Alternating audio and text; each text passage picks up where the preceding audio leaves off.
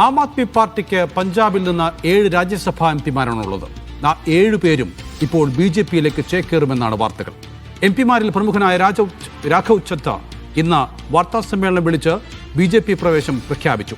അശോക് മിത്തൽ, സന്ദീപ് പഥക് എന്നിവരും പാർട്ടി വിടുന്നതായി പ്രഖ്യാപിച്ചിട്ടുണ്ട്. ബാക്കിയുള്ളവരും ഉടൻ BJP പാളയത്തിലെത്തുമെന്ന് ഉറപ്പായി കഴിഞ്ഞു. ഫലത്തിൽ പഞ്ചാബിലെ ആപ് എം എൽ എമാരാൽ തിരഞ്ഞെടുക്കപ്പെട്ട എംപിമാർ ഇനി മുതൽ രാജ്യസഭയിൽ കേന്ദ്രത്തിന് വേണ്ടി വിയർപ്പൊഴുക്കും. ചൂലെടുത്ത കൈകളിൽ ഇനി താമരയുണ്ടാകും. രാഘവ് ചദ്ദയടക്കമുള്ളവർക്ക് കേന്ദ്രമന്ത്രിസ്ഥാനം വരെ വാഗ്ദാനമുണ്ടെന്നാണ് വാർത്ത. അധികാര വാഗ്ദാനത്തോടൊപ്പം പേടി കൂടിയാണ് എംപിമാരെ BJPയിൽ എത്തിച്ചത്. അജിം സർ, ആം ആദ്മി പാർട്ടി കഴിഞ്ഞ തവണ ഇന്ത്യ മുന്നണിക്കൊപ്പം നിന്ന പാർട്ടിയാണ്. പക്ഷേ പഞ്ചാബിൽ അവർ, എനിക്ക് തോന്നുന്നത്, ഇന്ത്യ മുന്നണിക്കൊപ്പമല്ല മത്സരിച്ചെന്നാണ് എൻ്റെ ഒരു ഓർമ്മ. എങ്ങനെയാണെങ്കിലും ഇപ്പം ഏറ്റവും ഒടുവിൽ നടന്ന ഭരണഘടനാ ഭേദഗതി ബില്ലും ഒക്കെയുമായി ബന്ധപ്പെട്ട് പ്രതിപക്ഷത്തോടൊപ്പം തന്നെയാണ് ആം ആദ്മി പാർട്ടി നിന്നത്. അങ്ങനെ നിന്ന ആം ആദ്മി പാർട്ടിയുടെ 7 എംപിമാർ, അത് രാജ്യസഭാ എംപിമാരാണെങ്കിൽ തന്നെയും, അവർ കൂറുമാറുന്നത് ശരിക്കും എന്തിൻ്റെ സൂചനയാണ്? അത് ഒട്ടും ഞെട്ടലുണ്ടാക്കുന്നതോ അപ്രതീക്ഷിതവുമായ ഒരു നീക്കമല്ല. കാരണം ഇതൊക്കെ സംഭവിക്കുമെന്ന് മുൻകൂട്ടി കാണാൻ നമുക്ക് അങ്ങനെ അധികം ബുദ്ധിമുട്ടേണ്ട ആവശ്യമില്ല. കാരണം അരവിന്ദ് കെജ്രിവാളിനെതിരായിട്ടുള്ള ED റെയ്ഡ്, ED കേസുകൾ, പിന്നെ അത് ജയിലിൽ പോയി ജയിൽ മോചിതനായത്, അപ്പോൾ ഇതൊക്കെ കാണുമ്പോൾ നമ്മൾ വിചാരിക്കുക BJPയെ സംബന്ധിച്ച് ആം ആദ്മി പാർട്ടി ഏത് വിധേനയും നശിപ്പിച്ച് അവർക്ക് ഡൽഹി പിടിക്കണം, അതാണ് അവരുടെ ലക്ഷ്യം എന്നുള്ളത്. നമ്മൾ മനസ്സിലാക്കേണ്ട ഒരു കാര്യം, ഇവിടെ BJPയെയും RSSനെയും വേറെ തന്നെ നമ്മൾ മനസ്സിലാക്കണം എന്നുള്ളതാണ്. ആം ആദ്മി പാർട്ടിയുടെ ഉദയം മുതൽ തന്നെ അതിന് RSS കണക്ഷൻ ഉണ്ടെന്നുള്ള ആക്ഷേപം കോൺഗ്രസ് വൃത്തങ്ങളിൽ നിന്ന് ധാരാളമായി ഉയർന്നിരുന്നു. അത് വെറുതെ ഒരു ആക്ഷേപമല്ല, അതിൽ പങ്കാളികളാകുന്ന ആളുകൾ, അതിൻ്റെ പ്രധാനപ്പെട്ട കീ പോസ്റ്റുകളിൽ വരുന്ന ആളുകളൊക്കെ ആരാണ് എന്ന് അന്വേഷിക്കുമ്പോഴാണ് അതിൻ്റെ ഒരു പ്രശ്നം. ഇപ്പോൾ നമ്മൾ സംസാരിച്ചുകൊണ്ടിരിക്കുമ്പോൾ പോലും കേരളത്തിലുണ്ട് ഒരു ആം ആദ്മി പാർട്ടി. കഴിഞ്ഞ അസംബ്ലി തെരഞ്ഞെടുപ്പിൽ ആം ആദ്മി പാർട്ടിയുടെ സ്ഥാനാർത്ഥി നിർണ്ണയത്തിൽ വളരെ പ്രമുഖമായ പങ്കുവഹിച്ചത് RSSകാരാണ് എന്ന് പറയുന്നത് നമുക്ക് ഞെട്ടുണ്ടോ? ഇല്ല. കാരണം RSSകാരായ ആളുകൾ ഇപ്പോഴും ആം ആദ്മി പാർട്ടിയിൽ പ്രവർത്തിക്കുന്നുണ്ട്. അത് ഡൽഹിയിലുമുണ്ട്, കേരളത്തിലുമുണ്ട്. അപ്പോൾ എന്താണ് RSSന് ആം ആദ്മി പാർട്ടിയുമായിട്ടുള്ള ബന്ധം എന്ന് ചോദിച്ചാൽ, കോൺഗ്രസിനെ തകർക്കാൻ വേണ്ടി BJPക്ക് ഒരു പ്രതിപക്ഷത്തെ ഉണ്ടാക്കുക എന്നുള്ള പണിയാണ് അവർ ചെയ്തത്. BJPയെ സംബന്ധിച്ച് കോൺഗ്രസിനെ അല്ലാത്ത മറ്റൊരു പ്രതിപക്ഷം ഉണ്ടാവുക, അങ്ങനെ മറ്റൊരു പ്രതിപക്ഷം ഉണ്ടായാൽ കോൺഗ്രസിനെ തകർക്കും. കോൺഗ്രസ് മുക്ത ഭാരതം എന്നുള്ള ആ സ്വപ്നം യാഥാർത്ഥ്യമാകണമെങ്കിൽ പ്രതിപക്ഷ സ്ഥാനത്ത് പോലും കോൺഗ്രസ് ഉണ്ടാവരുത്. അതായത് BJPക്കെതിരെ പോരാടാൻ കോൺഗ്രസിൻ്റെ ഐഡിയോളജിയിൽ നിന്ന് കോൺഗ്രസ് ഉണ്ടാവരുത്. പകരം RSSന് വഴങ്ങുന്ന, RSSൻ്റെ ഐഡിയോളജിയോട് അടുത്ത് നിൽക്കുന്ന വേറൊരു പാർട്ടി ഉണ്ടാവണമെന്ന് RSS ആഗ്രഹിച്ചു. അതിൻ്റെ ഫലമാണ് ആം ആദ്മി പാർട്ടി. അതിൻ്റെ ഫലമായിരുന്നു ഇന്ത്യ അഗെയിൻസ്റ്റ് കറപ്ഷൻ മൂവ്മെൻറ്റ്. അതിൻ്റെ ഫലമായിരുന്നു നമ്മൾ 2010 മുതൽ സാമൂഹിക മാധ്യമങ്ങളിലൂടെ അല്ലാതെയും ഇന്ത്യയിൽ കണ്ടിട്ടുള്ള രാഷ്ട്രീയ സുനാമികളെല്ലാം തന്നെ. അത് യാഥാർത്ഥ്യമായി കഴിഞ്ഞു. ആം ആദ്മി പാർട്ടിയുടെ ചരിത്ര നിയോഗം അവർ പൂർത്തിയാക്കിയിട്ടുണ്ട്. ഡൽഹിയിലെങ്കിലും അവർ കോൺഗ്രസിനെ നാമാവശേഷമാക്കി. ഗുജറാത്തിൽ കോൺഗ്രസിന് തിരിച്ചു വരാനുള്ള ഏതെങ്കിലും സാധ്യതകൾ അവർ ഇല്ലാതാക്കി. പഞ്ചാബിൽ കോൺഗ്രസിൻ്റെ ജയൻ കില്ലറായി അവർ മാറി. അങ്ങനെ വളരെ പ്രധാനപ്പെട്ട സ്ഥലങ്ങളിലെല്ലാം കോൺഗ്രസിൻ്റെ സ്പോയിലർ ആവാൻ അവർക്ക് കഴിഞ്ഞു. അവർ വളരെ മികച്ച നിലയിൽ അവർ ചെയ്തു. ഡൽഹിയിൽ തുടർച്ചയായ ഭരണത്തിൽ വന്നു. ഡൽഹിയിലും ഇനി ആം ആദ്മി പാർട്ടിയുടെ ആവശ്യമില്ല എന്ന് RSSന് തോന്നി. BJP അത് ആ ഭരണം അവസാനിപ്പിച്ചു. ഇനി ഏതെങ്കിലും തരത്തിൽ അരവിന്ദ് കെജ്രിവാളോട് തിരിച്ചു വരുമോ, അതല്ല സ്ഥിരമായി പ്രതിപക്ഷത്ത് നിൽക്കും, അതല്ല കോൺഗ്രസിന് അവിടെ വളർന്നു വരുമോ, അത് നമുക്ക് കാത്തിരുന്ന് കാണാം. എന്തായാലും ഇതൊരു സ്വാഭാവികമായ പരിണതിയാണ് RSSനെ സംബന്ധിച്ച്. അത് പറയുമ്പോൾ പല ആം ആദ്മി പാർട്ടി സുഹൃത്തുക്കൾക്കും ഇഷ്ടപ്പെടില്ല. ഇതൊരു RSS ഓഫ് ഷൂട്ടാണ് എന്ന് പറഞ്ഞാൽ പലർക്കും ഇഷ്ടപ്പെടില്ല. അതിനെതിരെ വിമർശനമൊക്കെ വരും, അതും കുഴപ്പമൊന്നുമില്ല. പക്ഷേ അതിൻ്റെ പ്രശ്നം, നമുക്ക് ഒരു ഐഡിയോളജി ഉണ്ടാവുക. ഇപ്പോൾ ആം ആദ്മി പാർട്ടിയുടെ ഐഡിയോളജി എന്താണെന്ന് വെച്ചാൽ ആ ഐഡിയോളജി നമുക്കറിയില്ല. പക്ഷേ അവരുടെ സമീപനങ്ങൾക്ക്, അവരുടെ രാഷ്ട്രീയ പോളിസികൾക്ക് എല്ലാം ഒരു പ്രത്യേകതയുണ്ട്, സവിശേഷതയുണ്ട്. അത് RSSനെതിരല്ല. RSSനെതിരെ ഒരിക്കലും അരവിന്ദ് കെജ്രിവാൾ, RSSൻ്റെ ഐഡിയോളജി മോശമാണെന്ന് അരവിന്ദ് കെജ്രിവാൾ പറയില്ല, ഒരു ആം ആദ്മി പാർട്ടിക്കാരനും പറയില്ല. BJPയെ അവർ വിമർശിക്കും, മോദിയെ വിമർശിക്കും, മോദി അഴിമതിക്കാരനാണെന്ന് വിമർശിക്കും, നോട്ട് നിരോധന അഴിമതിയായിരുന്നു പറയും. പക്ഷേ ഇന്ത്യയെ സംബന്ധിച്ച്, ഇന്ത്യൻ ജനാധിപത്യത്തെ സംബന്ധിച്ച് വളരെ നിർണായകമായ വിഷയങ്ങളിലൊന്നും അവർ ഒരു നിലപാടും RSSനെതിരെ BJPക്കെതിരെ പുലർത്തി നമുക്കറിയില്ല. മോദി അഴിമതി കാണിക്കും, അമിത്ഷാ അഴിമതി കാണിക്കും, അവർ വോട്ട് ചോരി നടത്തും, അവർ അത് ചെയ്യും, ഇത് ചെയ്യും, EDയെ വിടും, സെൻട്രൽ ഏജൻസികൾ ഉപേക്ഷിച്ച് പ്രതിപക്ഷത്തെ വെട്ടാട്, ഇങ്ങനെയുള്ള രാഷ്ട്രീയ ആരോപണങ്ങളൊക്കെ ഉന്നയിക്കും. പക്ഷേ കോർ ഐഡിയോളജിയോട് അവർക്ക് യാതൊരു തരത്തിലുള്ള എതിർപ്പുമില്ല എന്ന് മാത്രമല്ല, ഇന്ത്യ കണ്ട ഏറ്റവും വിവാദപരമായ രാഷ്ട്രീയ തീരുമാനങ്ങൾ, അതിപ്പോൾ കശ്മീരിൻ്റെ സംസ്ഥാന പദവി എടുത്തു കളഞ്ഞതാവട്ടെ, ബാബരി മസ്ജിദ് വിധിയാവട്ടെ, സുപ്രീം കോടതി വിധിയാവട്ടെ, രാം ജന്മഭൂമി ക്ഷേത്രത്തിൻ്റെ കാര്യത്തിലാവട്ടെ, എന്ന് വേണ്ട ഇന്ത്യയെ സംബന്ധിച്ച് വളരെ പോളറൈസിംഗ് ആയിട്ടുള്ള ഒരു വിഷയത്തിലും അവർ എന്തെങ്കിലും അഭിപ്രായം പറഞ്ഞാൽ നമുക്കറിയില്ല. ആ അഭിപ്രായം പറയാതിരിക്കുന്നതല്ല, അത് തന്ത്രപരമായ മൗനമാണ്. ആ തന്ത്രപരമായ മൗനം ഞങ്ങൾ ഈ ഐഡിയോളജിയോടൊപ്പമാണ് എന്നതുകൊണ്ടാണ്. ഇനി വേറെ ഒറ്റ ഉദാഹരണം പറയാം. എന്തുകൊണ്ട് ഇതൊരു RSS ഓഫ് ഷൂട്ടാണ് എന്ന് പറയാനുള്ള ഒരു കാരണം, ഡൽഹിയിൽ ആം ആദ്മി പാർട്ടി അധികാരത്തിൽ വരുന്നു, അസംബ്ലി അധികാരത്തിൽ വന്നാൽ തൊട്ടുടനെ നടക്കുന്ന ലോക്സഭാ തെരഞ്ഞെടുപ്പിൽ 7 സീറ്റിലും BJP ജയിക്കുന്നു. അതെങ്ങനെയാണ് ആ വോട്ടർമാർക്ക് അങ്ങനെ സംഭവിക്കുക? ആ വോട്ട് ചെയ്യുന്നവർ എന്താണ് BJPയുടെ ഒരു ലൈറ്റർ വേഷനാണ് അവർ വോട്ട് ചെയ്യുന്നത്. ഇവർ കൊള്ളാം, ഇവരിവിടെ ഇരുന്നോട്ടെ, അവിടെ മോദിജി വേണം എന്നാഗ്രഹിക്കുന്ന വോട്ടർമാരാണ് വോട്ട് ചെയ്ത് ജയിപ്പിക്കുന്നത്. ഒരു കാര്യം. പിന്നെ രാഘവ് ചഡ്ഡയെ പറ്റി പറയുകയാണെങ്കിൽ, രാഘവ് ചഡ്ഡ എത്രയോ നാളായി അദ്ദേഹം ആം ആദ്മി പാർട്ടിയിൽ നിന്ന് പുറത്താണ്. അരവിന്ദ് കെജ്രിവാളിനെ അറസ്റ്റ് ചെയ്യുമ്പോഴും അദ്ദേഹം ലണ്ടനിലോ മറ്റോ ആയിരുന്നു. അദ്ദേഹം അതിനെതിരെ ഒന്ന് സംസാരിക്കുകയോ കെജ്രിവാളിനൊപ്പം നിൽക്കുകയോ ചെയ്തില്ല. രാജ്യസഭയിലെ ഉപനേതാവ് കൂടിയായിട്ട് എത്രയോ കാലമായി അദ്ദേഹം മനസ്സുകൊണ്ട് അപ്പുറത്തേക്ക് പോകാൻ വേണ്ടി തയ്യാറാവുകയാണ്. അതിന്റെ ഭാഗമായി അദ്ദേഹം ഒരു സോഫ്റ്റ് PR വർക്കൊക്കെ സാമൂഹ്യ മാധ്യമങ്ങൾ കേന്ദ്രീകരിച്ച് നടത്തി. ഈ ടെലികമ്മ്യൂണിക്കേഷൻ കമ്പനിക്കാർ നടത്തുന്ന കൊള്ളയെക്കുറിച്ച് അദ്ദേഹം രാജ്യസഭയിൽ സംസാരിക്കുന്നു. എയർപോർട്ടിലെ വടയുടെയും ബഫ്സിന്റെയും വിലയെക്കുറിച്ച് അദ്ദേഹം രോഷാകുലനാവുന്നു. മറ്റൊന്നും അദ്ദേഹത്തിന് ഒരു പ്രശ്നമായിരുന്നില്ല. എയർപോർട്ടിലെ വടയുടെ വിലയായിരുന്നു അദ്ദേഹത്തിന്റെ പ്രശ്നം. അപ്പോൾ നമുക്ക് ആ പോക്ക് എങ്ങോട്ടാണെന്നുള്ള കൃത്യമായിട്ട് ആ ട്രജക്ടറി നമുക്ക് മനസ്സിലാവും. അതിപ്പോൾ സ്വാഭാവികമായി സംഭവിച്ചു എന്നുള്ളതാണ്. ഇതിൽ മറ്റൊരു കാര്യം, സഞ്ജയ് മിത്തൽ, അങ്ങനെയല്ല അദ്ദേഹത്തിന്റെ പേര്, പഞ്ചാബിൽ നിന്നുള്ള MP അശോക് മിത്തൽ, സോറി, മിത്തൽ ഒരു ബിസിനസ്സുകാരനാണ്. മിത്തലിന്റെ വീട്ടിൽ ED റെയ്ഡ് നടത്തിയിരുന്നു. അപ്പോൾ ഈ സമയത്ത് എങ്ങനെ ഈ മിത്തൽ ഉൾപ്പെടെയുള്ള രാഘവ് ചദ്ദ ഉൾപ്പെടെയുള്ളവർ അങ്ങോട്ട് പോകുന്നു എന്ന് ചോദിച്ചാൽ അതിന് വേറെ മറുപടിയൊന്നും ആവശ്യമില്ല. ജിമ്മി, ഇത് എന്ത് ജനാധിപത്യമാണ്? കാരണം പഞ്ചാബിൽ ആം ആദ്മി MLA-മാരൊക്കെ കൂടി തിരഞ്ഞെടുത്ത MP-മാരാണിവർ. അങ്ങനെ MP-മാർ തിരഞ്ഞെടുത്തത് ആം ആദ്മിയുടെ MP ആവാൻ വേണ്ടിയാണ്, രാജ്യസഭയിൽ ആം ആദ്മിക്ക് വേണ്ടി സംസാരിക്കാൻ വേണ്ടിയാണ്. പക്ഷേ അവിടെ ചെന്നിട്ട് അവർ ഇനി മറ്റൊരു പാർട്ടിയായി മാറുകയാണ്. ഇത് എന്ത് ജനാധിപത്യമാണ്? അത് എൻ്റെ പ്രശ്നം എന്ന് വെച്ചാൽ, നമ്മുടെ ഇന്ത്യ പോലെ, കേരളം പോലെ ഉളുപ്പ് അങ്ങനെ ഒരു പെട്ടെന്ന് ഒരു ദിവസം മാറി പ്രധാനപ്പെട്ട നേതാക്കൾക്കോ ജനപ്രതിനിധികൾക്കോ മാറാനുള്ള ഉളുപ്പ്, അത്രയും ഉളുപ്പില്ലായ്മയുള്ളൊരു സ്ഥലമാണ് നോർത്ത് ഇന്ത്യ. കേരളത്തിൽ അതായി വരുന്നേ ഉള്ളൂ. ഇപ്പം RSS എന്നൊക്കെ കോൺഗ്രസിലേക്ക് ആളുകളൊക്കെ വരുന്നുണ്ട്, CPM നിന്ന് BJP-യിലേക്ക് RSSലേക്ക് പോകുന്നുണ്ട്. നമുക്ക് ഉളുപ്പ് കുറഞ്ഞു വരും. പക്ഷേ സാധാരണഗതിയിൽ നമുക്കിത് വിശ്വസിക്കാനാവില്ല. പക്ഷേ ഇന്നത്തെ കോമഡി, ഓപ്പറേഷൻ താമരയുടെ ബ്യൂട്ടി എന്താണെന്ന് ചോദിച്ചാൽ, ഈ രാഘവ് ചദ്ദ എന്ന് പറയുന്ന നേതാവിനെ കണ്ണിന് കാണാതായിട്ട് അയാളെ അവരുടെ പാർലമെൻ്ററി പാർട്ടി നേതൃസ്ഥാനത്ത് നിന്ന് മാറ്റിയിട്ട് പകരം വെച്ച ആളാണ് അശോക് മിത്തൽ. ഇയാൾ ശരിയല്ല, ഇയാൾ BJP വിട്ട് പോകും എന്നുള്ളത് കൊണ്ട് അവർ മാറ്റിവെച്ച നേതാവിൻ്റെ പേരാണ് അശോക് മിത്തൽ. ആ അശോക് മിത്തലാണ് ഇപ്പോൾ BJP-യുടെ കൂടെ പോകാൻ പോകുന്നത്. പഞ്ചാബിൽ അവർക്ക് 7 MP-മാരുണ്ട്, 7-ൽ 6 പേരും പോയി. ഡൽഹിയിൽ അവർക്ക് 3 പേരുണ്ട്, 3-ൽ ഒരാൾ പോയി. അതായത് 10-ൽ 7 പേർ മറികടന്ന് ചാടിയിരിക്കുകയാണ്. അതുകൊണ്ട് എനിക്കതിൻ്റെ വ്യക്തമായ വിശദം അറിയില്ല. പക്ഷേ കൂറുമാറ്റ നിരോധന നിയമം പോലും ബാധകമാകില്ല എന്ന മട്ടിൽ കോൺഫിഡൻസിലാണ് അവരിപ്പോൾ നിൽക്കുന്നത്. തൊടാൻ പറ്റില്ല എന്നുള്ളതാണ്. നേരത്തെ അജ്മിസ് പറഞ്ഞ പോലെ ആം ആദ്മി പാർട്ടിയുടെ ഉദയക്രിയ നടന്നോ എന്ന് ചോദിച്ചാൽ പറയാൻ പറ്റില്ല. പക്ഷേ ഒരു പാർലമെൻ്ററി കൂ BJP നടത്തിയിട്ടുണ്ട്. അത് എപ്പോഴാണ്? ഈ പറയുന്ന അവരുടെ ഒരു പ്രധാനപ്പെട്ട ബില്ല് പരാജയപ്പെട്ട ദിവസങ്ങൾക്കകം ഒരു പ്രധാനപ്പെട്ട ഇന്ത്യ സഖ്യത്തിലെ ഒരു പാർട്ടിയിലെ 7 വോട്ടുകളാണ് ഇപ്പോൾ പാർലമെൻറ്റിൽ ഇപ്പുറത്തെ അവസ്ഥയ്ക്ക് വന്നിരിക്കുന്നത്. അതൊരു വളരെ പ്രധാനപ്പെട്ട കാര്യമാണ്. അതേസമയം അശോക് മിത്തൽ ഇന്ന് ഒരുപാട് ഡയലോഗൊക്കെ അടിക്കുന്നുണ്ടായിരുന്നു. പക്ഷെ അതൊന്നുമല്ല. അശോക് മിത്തലിൻ്റെ നേതൃത്വത്തിലുള്ള അദ്ദേഹം ഒരു ബിസിനസ്മാൻ കൂടിയാണ്. അദ്ദേഹത്തിനൊരു വിദ്യാഭ്യാസ സ്ഥാപനമുണ്ട്. ആ സ്ഥാപനം ലവ്ലി ഗ്രൂപ്പാണ്. ലവ്ലി ഗ്രൂപ്പിൻ്റെ ഒരു യൂണിവേഴ്സിറ്റി ഉണ്ട്. ഇയാൾ അതിൻ്റെ ചെയർമാനാണ്. അവിടെ കുറച്ച് ദിവസങ്ങൾക്ക് മുമ്പ് വിശദമായ റെയ്ഡ് നടക്കുക, രേഖകളൊക്കെ ലോറി കണക്കിന് എടുത്തുകൊണ്ട് പോയി എന്നാണ് പറഞ്ഞത്. അത് കഴിഞ്ഞപ്പോഴാണ് ഈ കക്ഷിക്ക് പെട്ടെന്ന് BJP ആണ് നല്ലത്, ഇയാൾ മോശമാണ്, അരവിന്ദ് കെജ്രിവാൾ മോശമാണെന്ന് തോന്നുന്നു. അതെല്ലാവർക്കും അറിയാം. പക്ഷേ ഇതിനൊരു കണക്ക് കൂടിയുണ്ട്. കഴിഞ്ഞ 2 മാസത്തിനിടെ ED നടത്തിയ റെയ്ഡുകളുടെ കണക്ക് ഞാൻ പറയാം. പശ്ചിമ ബംഗാളിൽ 20 ഓപ്പറേഷൻസ് നടന്നു. എന്ന് വെച്ചാൽ സെർച്ച്, അറസ്റ്റ്, പ്രോപ്പർട്ടി അറ്റാച്ച്മെൻറ്റ്, ചോദ്യം ചെയ്യൽ, 20 എണ്ണമാണ് കഴിഞ്ഞ 2 മാസം നടന്നത്. ഈ കഴിഞ്ഞ 25 ദിവസത്തിനിടെ പശ്ചിമ ബംഗാളിൽ 8 സെർച്ച്, 4 അറസ്റ്റ്, 9 പേരെ ക്വസ്റ്റ്യൻ ചെയ്തു. അതായത് തെരഞ്ഞെടുപ്പിലേക്ക് പോകുന്ന സംസ്ഥാനങ്ങളെ എങ്ങനെയാണ് BJP അവരുടെ വേട്ടപ്പട്ടികളായ ED മുതലായ സംവിധാനങ്ങളെ ഉപയോഗിക്കുന്നുള്ളതിൻ്റെ വ്യക്തമായ തെളിവാണ്. ഇതുപോലെ തന്നെയാണ് തമിഴ്നാട്ടിൽ കഴിഞ്ഞ ദിവസങ്ങളിൽ നടന്നത്. ഈ തമിഴ്നാട്ടിലും പശ്ചിമ ബംഗാളിലുമൊക്കെ റെയ്ഡ് നടക്കുമ്പോൾ അവരൊക്കെ കുറ്റക്കാരാണെങ്കിൽ പിടിക്കപ്പെട്ടെ എന്നുള്ള ഒരു പൊതുവാദം ഉണ്ടല്ലോ, അത് ചിലവാവില്ല. നമ്മുടെ പ്രശ്നം അങ്ങനെ നടക്കുകയാണെങ്കിൽ എല്ലാവരുടെയും നടത്തണം.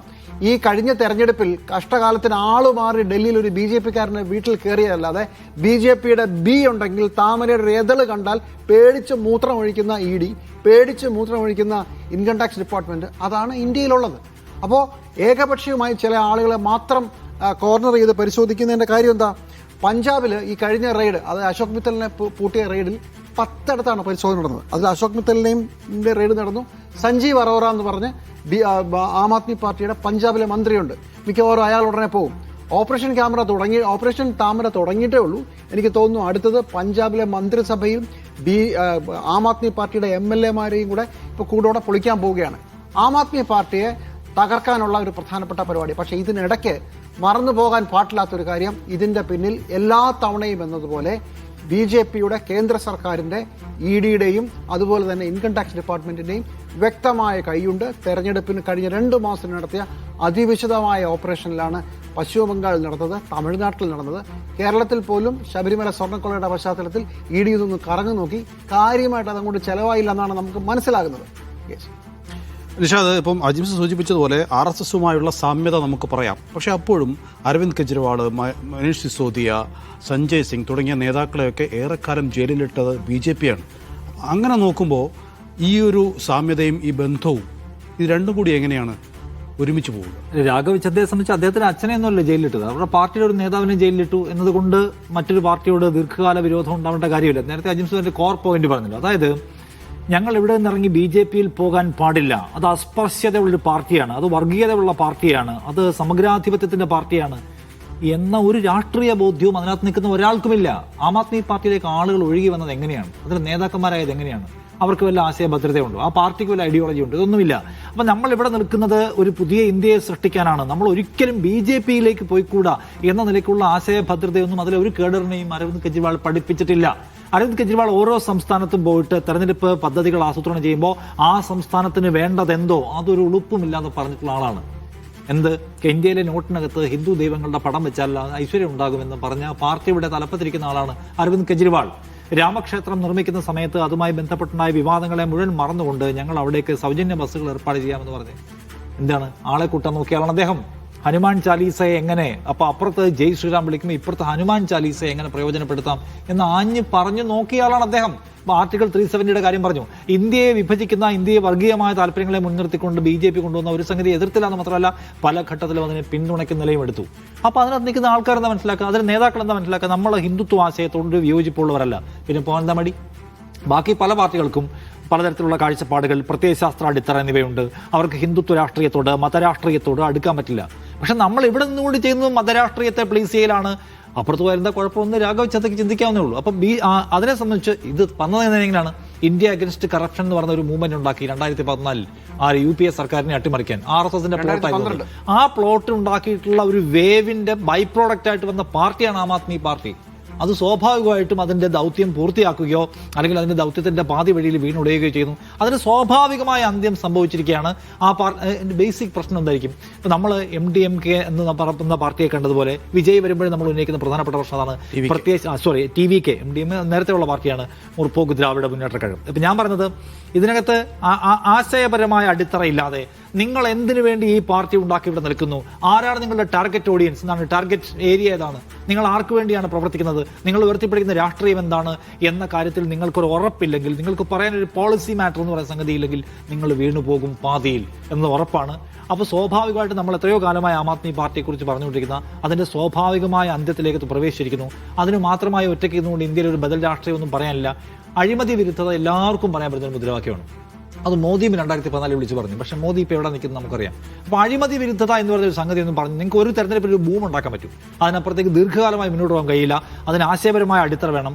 ആശയപരമായ ഒരു അടിത്തറ ആവശ്യമില്ല. ഗുജറാത്തിലൊരു പ്ലേ, ഡൽഹിയിലൊരു പ്ലേ, പഞ്ചാബിൽ വേറൊരു പ്ലേ എന്ന മട്ടിൽ പോയിക്കൊണ്ടിരുന്ന കെജ്രിവാൾ തീർന്നു പോകുന്ന കാഴ്ച അതൊരു അനിവാര്യമായ ഒരു പതനം നാം കാണുന്നു. ഇതിൽ രസകരമായ ഒരു ഒറ്റ കാര്യം കൂടി സൂചിപ്പിക്കാം. ഈ BJP നടത്തിയ ഗദ്ദാരി എന്നാണ് അരവിന്ദ് കെജ്രിവാൾ ഇതിനോട് പറഞ്ഞിട്ടുള്ളത്. ചതിയാണ്. നമ്മൾ ചതി ഇപ്പോൾ കുറച്ച് MLA കൂർമ്മ ഇപ്പോൾ ഒരു ഉദാഹരണം CPM-ൽ നിന്ന് ഒരു 5 MLA CPI-ൽ ചേരുവാണ്. CPM ധൈര്യമായിട്ട് പറയാം ഇത് ചതിയാണ്, കൂടെ നിന്നിട്ട് കുരു ഓർത്തു എന്ന് വേണമെങ്കിൽ പറയാം. ഇത് അങ്ങനെയല്ലല്ലോ. ഇത് എതിർ പാർട്ടിക്ക് എങ്ങനെയാണ് ഗദ്ദാരിയാവുന്നത്? അപ്പൊ ഇവര് എന്താ ഐഡിയോളജിക്കൽ കസിൻസ് ആണോ? Aam Aadmi party BJPയുടെ ideological cousin ആണെങ്കിൽ ഗദ്ദാരിയാണ്. നമ്മൾ തമ്മിൽ ഇത് പാടില്ല എന്ന് പറയാം. ഇവരെങ്ങനെയാണത് ഗദ്ദാരിയാവുന്നത്? കൂടെ അല്ലേ? ഏതായാലും ആശയാടിത്തറ ഇല്ലാത്തതിന്റെ പ്രശ്നം ആ പാർട്ടിക്കുണ്ട്. അതിന്റെ സ്വാഭാവികമായ പരിണതിയാണ് ഇപ്പോൾ സംഭവിച്ചുകൊണ്ടിരിക്കുന്നതെന്ന് പറയാം. രമേശ് ചെന്നിത്തലയുടെ പാട്ടും പോഡ്കാസ്റ്റും, KC വേണുഗോപാലിന്റെ ഗാനവും ഡോക്യുമെന്ററിയും, VD സതീഷിന്റെ തെരഞ്ഞെടുത്ത പ്രസംഗങ്ങൾ ഉൾക്കൊള്ളുന്ന പുസ്തകവും, അമേരിക്കൻ പ്രസിഡന്റ് തെരഞ്ഞെടുപ്പിന് മുമ്പ് നടക്കുന്ന പ്രൈമറിയെ ഓർമ്മിപ്പിക്കുന്നു കേരളത്തിലെ മുഖ്യമന്ത്രി പോരും. മുഖ്യമന്ത്രി മോഹം ആഗ്രഹിക്കുന്ന 3 പേരും പ്രതിച്ഛായ നിർമ്മിതിയിലാണ്. ലക്ഷണമൊത്ത ഒരു മുഖ്യമന്ത്രി സ്ഥാനാർത്ഥിയാവുക എന്നതാണ് ഇവരുടെ എല്ലാം ലക്ഷ്യം. ഇനിയുള്ള 10 ദിവസം, അതായത് മെയ് 4 വരെയുള്ള ദിവസം നിർണായകമാണെന്നാണ് മൂവരും കരുതുന്നത്. പക്ഷേ ഇവർക്ക് വോട്ട് ചെയ്തവർ ഇപ്പോൾ എന്താണാവോ കരുതുന്നത് എന്നാണ് നമ്മൾ ചോദിക്കുന്നത്. ജിമ്മി, ഇലക്ഷൻ കഴിഞ്ഞു, വോട്ടെടുപ്പൊക്കെ കഴിഞ്ഞു. ഇനിയിപ്പം എന്തിനാണ് ഒരു കേരള യാത്ര? ഈ നേരത്തെ പറഞ്ഞ പോലെ നിങ്ങൾ പറഞ്ഞോട് തുടങ്ങുകയാണ്. ഈ 10 ദിവസം എന്നുള്ളതാണ് ഏറ്റവും പ്രധാനപ്പെട്ടത്. ഈ 10 ദിവസം കൊണ്ട് ഞാൻ മുഖ്യമന്ത്രി ആയാൽ അയ്യേ എന്ന് ആരും പറയരുത്. ഇതാണ് ഇതിനകത്ത് അടിസ്ഥാനപരമായ സാധനം. ഇപ്പോൾ പ്രതിച്ഛായാണ്, ഞാൻ ഗംഭീര കക്ഷിയാണ്, ഞാൻ പുസ്തകം വായിക്കും, എനിക്ക് ഭയങ്കര അറിവുണ്ട്, എനിക്ക് കേരളത്തെക്കുറിച്ച് ഒരുപാട് കാര്യങ്ങൾ ജ്ഞാനമുണ്ട്, കേരള വികസനത്തെക്കുറിച്ച് കാഴ്ചപ്പാടുണ്ട്. ഞാനൊരു വലിയ സംഭവമാണ്. ഇവരാരും മോശം സംഭവമാണെന്ന് നമ്മളാരും പറയുന്നില്ല. കേരളത്തിലെ പ്രധാനപ്പെട്ട നേതാക്കൾ ആരും മോശമാണെന്ന് നമ്മൾ പറയില്ല. പക്ഷേ ഇത് ജനം കാണുന്നുണ്ട്, ഇത് നമ്പറാണെന്നും പ്രതിച്ഛായ ബിൽഡ് ചെയ്യാനുള്ള പരിപാടിയാണെന്നും മനസ്സിലാവുന്നവരാണ് കേരളത്തിലുള്ളവർ. എനിക്ക് സംശയമൊന്നുമില്ല ഇത് ഈ ഐഡിയ പറഞ്ഞു കൊടുത്തവരാരായിരിക്കും. കേരളത്തിലെ മനുഷ്യർ മുഴുവൻ ചിരിക്കുകയാണ്.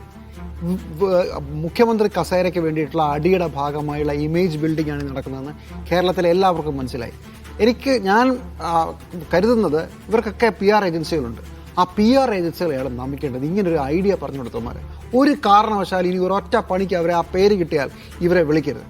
കാരണം നേതാക്കന്മാരെ പരസ്യമായി അപഹാസ്യരാക്കുന്ന ഒരു പരിപാടിയാണ് നടന്നുകൊണ്ടിരിക്കുന്നത്. ഒരാൾക്ക് ഡോക്യുമെൻ്ററി, ഒരാൾക്ക് പുസ്തകം, മറ്റൊരാൾക്ക് ജീവചരിത്രം, വേറൊരാൾക്ക് പോഡ്കാസ്റ്റ്. ഇങ്ങനെയൊക്കെ ഈ 10 ദിവസം കൊണ്ട് ചെയ്താൽ അവർക്ക് നാണക്കേടുണ്ടാകുമെന്നും ഇങ്ങനെയൊക്കെ ചർച്ച നടക്കുമെന്നും ജനം ചിരിക്കുമെന്നും തമ്മിലടിക്കുമെന്നും ഏത് കൊച്ചു കുഞ്ഞിനാണ് മനസ്സിലാവാത്തത്? നമ്മുടെ നേതാക്കൾക്ക് മനസ്സിലാകുന്നില്ല, അല്ലെങ്കിൽ നമ്മുടെ നേതാക്കൾക്ക് ബുദ്ധി ഉദ്ദേശം കൊടുക്കുന്ന ആളുകൾ മനസ്സിലാകുന്നില്ല. ആ സംവിധാനത്തിലേക്ക് ഇവരൊക്കെ ഹയർ ചെയ്ത് വയ്ക്കുന്ന PR ഏജൻസിക്ക് പോലും മനസ്സിലാകുന്നില്ലല്ലോ കേരളത്തിലെ ജനം എന്താണ് ചിന്തിക്കുന്നത്. അത്രേ ഉള്ളൂ ഇതിനകത്ത് പറയാൻ. ജെയിംസ്, LDF പ്രചാരണ വേളയിൽ പറഞ്ഞ പ്രധാനപ്പെട്ട ഒരു കാര്യം, UDF ഒരു മുഖ്യമന്ത്രി സ്ഥാനാർത്ഥിയില്ല, തെരഞ്ഞെടുപ്പ് കഴിഞ്ഞാൽ ഇവർ തമ്മിൽ പൊരിഞ്ഞടിയായിരിക്കും. കൃത്യമായി തെളിഞ്ഞില്ലേ? ഞാൻ ആ വാദം മുഖവിലേക്ക് എടുക്കുന്നില്ല. കാരണം ഇപ്പോൾ നടക്കുന്ന അടിയൊന്നുമല്ല. ആരാണ് ഇത് പറഞ്ഞ അടിയാണെന്ന്? രമേശ് ചെന്നിത്തല അദ്ദേഹത്തിന് അടുത്ത് ചേർന്ന് നിൽക്കുന്ന ആളോട് പറയുന്നു രമേശ് ചെന്നിത്തല മുഖ്യമന്ത്രിയായ യോഗ്യനാണ്, അദ്ദേഹം വളരെ സീനിയറാണ്. KC വേണുഗോപാലിൻ്റെ ആളുകൾ പറയുന്നു KC വേണുഗോപാൽ സീനിയറാണ്. സതീശൻ്റെ ആളുകൾ പറയുന്നു സതീശൻ സീനിയറാണ്. ഇതാണ് ജനാധിപത്യം. ഇത് ആദ്യം മനസ്സിലാക്കണം. ഇതിനെയാണ് ജനാധിപത്യം എന്ന് പറയുക. ഒരു പാർട്ടി ആദ്യം മുഖ്യമന്ത്രി സ്ഥാനാർത്ഥിയെ പ്രഖ്യാപിച്ചില്ല. അതിൻ്റെ അർത്ഥം എന്താണ്? ജയിച്ചു വരുന്നവരിൽ നിന്ന് അവർക്ക് പറ്റിയ ആളുകൾ അവർ തിരഞ്ഞെടുക്കും. ചിലപ്പോൾ MLA ആയ ആളായിരിക്കും, ചിലപ്പോൾ അത് ആയാലും പറ്റിയെന്ന് തോന്നിയാൽ ആ പാർട്ടി ഒരാളെ നിയോഗിച്ചിട്ട് അയാളുടെ MLA ആവാൻ പറയും. ഇതൊക്കെ സ്വാഭാവികമാണ് ജനാധിപത്യത്തിൽ. ഇങ്ങനെ തന്നെയാണ് മുഖ്യമന്ത്രിയെ തിരഞ്ഞെടുക്കേണ്ടത്. അതല്ലാതെ ഈ തെരഞ്ഞെടുപ്പിൽ എൻ്റെ ഫുൾ ഫിഗർ, ഞാൻ മാത്രം മുഖ്യമന്ത്രി, വേറെ ആരും മുഖ്യമന്ത്രി ആവണ്ട എന്ന് പറഞ്ഞാൽ അതിന് ജനാധിപത്യം എന്നല്ല പറയുക. നമ്മൾ മനസ്സിലാക്കേണ്ട ഒരു കാര്യം, നമ്മൾ MLA-മാരെ തിരഞ്ഞെടുക്കുന്ന പോലെ നമുക്ക് മുഖ്യമന്ത്രി തിരഞ്ഞെടുക്കാനുള്ള ഓപ്ഷൻ ഇല്ല. അത് തിരഞ്ഞെടുക്കാനുള്ള ഓപ്ഷൻ അവിടുത്തെ MLA-മാർക്കാണ്. അപ്പോൾ ആ MLA-മാരുടെ ഇടയിൽ ക്യാമ്പയിൻ ചെയ്യേണ്ട മുഖ്യമന്ത്രി സ്ഥാനാർത്ഥികൾ, മുഖ്യമന്ത്രി ആവാൻ ആഗ്രഹിക്കുന്നവർ MLA-മാരെ ക്യാമ്പയിൻ ചെയ്യുന്നതാണ് നമ്മൾ കാണുന്നത്. പിന്നെ എന്താ ചെയ്യേണ്ടത്? നിഷാദ് പറ. വേറെ എങ്ങനെയാണ് മുഖ്യമന്ത്രിയെ കോൺഗ്രസ് തിരഞ്ഞെടുക്കുന്നത്? നിങ്ങൾ പറഞ്ഞു കൊടുക്കും. കൺവിൻസ് ചെയ്യാനുള്ളതാണോ ഈ കേരള യാത്ര? അതെന്തുമാവട്ടെ, ഇങ്ങനെയാണ് നടക്കേണ്ടതാണ് ഞാൻ പറയുന്നത്. ഇതാണ് ഐഡിയൽ. അതായത് മുഖ്യമന്ത്രി അത് ഐഡിയൽ. പക്ഷെ ഇപ്പൊ നടക്കുന്നത് VD സതീശന്റെ പ്രസംഗങ്ങൾ കോൺഗ്രസിലെ MLA-മാരും കേട്ടിട്ടില്ലേ? ഇത് ആരെ കേൾപ്പിക്കാനാ? അതൊരു ടെമ്പോ സെറ്റിയാണ്. ഹൈക്കമാൻഡിനെയും ജനങ്ങളെയും അങ്ങനെ ചെയ്താൽ എന്താ പ്രശ്നം? ഞാൻ ചോദിക്കുകയാണ്, അങ്ങനെ ചെയ്താൽ എന്താ കുഴപ്പം? അങ്ങനെ ചെയ്താലോ ആളുകൾ ചിരിക്കും. അവരുടെ രീതിയാണ് അവർ പറഞ്ഞത്. ഞാൻ മുഖ്യമന്ത്രി ആവാൻ യോഗ്യനാണ്, ഞാൻ ഇന്ന കാര്യങ്ങൾ ചെയ്തിട്ടുണ്ടെന്ന് ഒരു നേതാവ് പറയുകയാണ്. അങ്ങനെ പറയുന്നതിന് എന്താ പ്രശ്നം? പിന്നെ ഇവർ സ്വർഗത്തിൽ പോകാൻ വേണ്ടിയാണോ ഇലക്ഷനിൽ നിന്ന് മത്സരിക്കുന്ന രാഷ്ട്രീയ പ്രവർത്തനം നടത്തുന്നത്? അത് തന്നെയാണ് ചെയ്യേണ്ടത്. ജനങ്ങൾക്ക് ഇതിനകത്ത് എന്തെങ്കിലും ചെയ്യാനുണ്ടോ? ഇനി ആരോടാ ഇത് പറയുന്നത്? ജനങ്ങളോടാ പറയുന്നത്. ഞാനിതാ കേരള യാത്ര നടത്തുന്നു, അല്ലെങ്കിൽ എന്റെ പുസ്തകങ്ങളുണ്ട്, അല്ലെങ്കിൽ എന്നെ കുറിച്ച് ഡോക്യുമെന്ററിയും പാട്ടും വരുന്നു. പാട്ടൊക്കെ പുറത്തിറങ്ങി, വലിയ സംസ്കൃത ജനനായകൻ പാട്ട് KC-യെ കുറിച്ചൊക്കെ പുറത്തിറങ്ങിയിട്ടുണ്ട്. അപ്പൊ ഇവരിത് ആരോടാ പറയുന്നത്? ജനത്തിന്റെ ഉത്തരവാദിത്വം നിറവേറ്റി കഴിഞ്ഞു. അതിപ്പോൾ അവര് ഒന്നിൽ LDF-നോ അല്ലെങ്കിൽ UDF-നോ വോട്ട് ചെയ്ത് കഴിഞ്ഞു. ഇനി നടത്തുന്ന ക്യാമ്പയിൻ ആർക്ക് വേണ്ടി? അവിടെയാണ് ഈ പരിഹാസ്യത എന്ന് പറയുന്ന പ്രശ്നം. കോൺഗ്രസിൽ ഈ പറഞ്ഞതിനെ വേണമെങ്കിൽ നമുക്ക് ജനാധിപത്യത്തിന്റെ മകുടോദാഹരണമായിട്ട് വിളിക്കാം. അതിനപ്പുറത്ത് ലോബിയിങ് നടത്തുകയാണ്. അതായത് ഈ 10 ദിവസം കൂടിയേ ഉള്ളൂ, ഞാൻ തന്നെ മുഖ്യമന്ത്രി ആവണം, എന്നെ പ്രധാനപ്പെട്ട പോർട്ട്ഫോളിയോയിൽ പരിഗണിക്കുന്ന തരത്തിലുള്ള ലോബിയിങ് നടത്തുകയാണ്. അതിന്റെ കൂട്ടത്തിൽ ജനപിന്തുണ ആർജിക്കാൻ നാളെ ഹൈക്കമാൻഡിന് ഒറ്റയടിക്ക് വേഗത്തിൽ തീരുമാനമെടുക്കാൻ കഴിയാത്ത വിധം ജനങ്ങൾ അവരെ ആഗ്രഹിക്കുന്നുണ്ട്. ഇനി ചെയ്യാൻ കഴിഞ്ഞാലും ജനങ്ങൾ താഴെ വന്ന് കമന്റ് ചെയ്യും, ഇദ്ദേഹം വേണം, ഇദ്ദേഹമാകണം, ഇദ്ദേഹം അവർ തമ്മിൽ അടിയാണെങ്കിൽ സമവായത്തിന്റെ പേരിൽ രമേശ് വരട്ടെ എന്ന് കുറെ പേരെ കൊണ്ട് പറയിപ്പിക്കുക, അല്ലെങ്കിൽ ഇത്രയും കാലം നൽകിയിട്ടുള്ള സംഭാവനകളുടെ പേരിൽ KC വരട്ടെ എന്ന് കുറെ പേരെ കൊണ്ട് പറയിപ്പിക്കുക. ഇതൊന്നുമല്ല, ഈ 5 വർഷക്കാലം ഈ മുന്നണിയെ നയിച്ച ആൾ വരണമെന്ന് പറയിപ്പിക്കുക. അങ്ങനെ പറയിപ്പിക്കുന്ന തരത്തിൽ കേരളത്തിന്റെ അറ്റ്മോസ്ഫിയർ ഇന്ന നേതാവിന് അനുകൂലമാണ് എന്ന് വരുത്തുന്ന തരത്തിൽ ഹൈക്കമാൻഡ് ഒരു പിക്ചർ, ഒരു മൂഡ് ക്രിയേറ്റ് ചെയ്യാനുള്ള ശ്രമത്തിന്റെ ഭാഗമാണ്. ആ മൂഡ് വേറെ രീതിയിലും ക്രിയേറ്റ് ചെയ്യാൻ നിഷാദ്. ഇതിപ്പോൾ എന്താണെന്ന് വെച്ചാൽ, ഇപ്പോൾ നിഷാദ് തന്നെ പറഞ്ഞതുപോലെ ചിലപ്പോൾ ഒരു ഒത്തുതീർപ്പ് സ്ഥാനാർത്ഥിയായിട്ട് ഒരു മുഖ്യമന്ത്രി വേറെ വന്നേക്കാം, നമ്മൾ പ്രതീക്ഷിക്കാത്ത ഒരാൾ വന്നേക്കാം. അപ്പോൾ ഇങ്ങനെയൊക്കെ ചർച്ചയിൽ ഉണ്ടാകുന്ന 3 പേരാണ് ഞങ്ങൾ ഇന്നൊക്കെ ചെയ്തു എന്ന് പ്രചരിപ്പിക്കുന്നത്. ഓക്കെ, അതെന്താണ്? ഇപ്പോൾ ഒരാൾ വന്നാൽ തന്നെ ജനങ്ങൾക്കിടയിൽ അയാൾ അസ്വീകാരനാവരുത്, ഞാനിതിന് യോഗ്യനാണെന്ന് ജനങ്ങളെ കൂടി ബോധിപ്പിക്കുന്ന രീതിയിലാണ് അവർ പ്രചരണം. അതിന് എന്താ പ്രശ്നം എന്നാണ് ഞാൻ ചോദിക്കുന്നത്. അതിനകത്ത് ഇതേ ഉള്ളൂ ഇഷ്യൂ. ഞാനൊരു ബുദ്ധിമാനാണ്, ഞാനൊരു മഹാസംഭവമാണെന്ന് ഒരാൾ സ്വയം പറഞ്ഞ അതിനൊരു പബ്ലിസിറ്റി കൊടുക്കുന്ന ഒരു ഉളുപ്പിന്റെ പ്രശ്നം ഉണ്ടെന്നേ.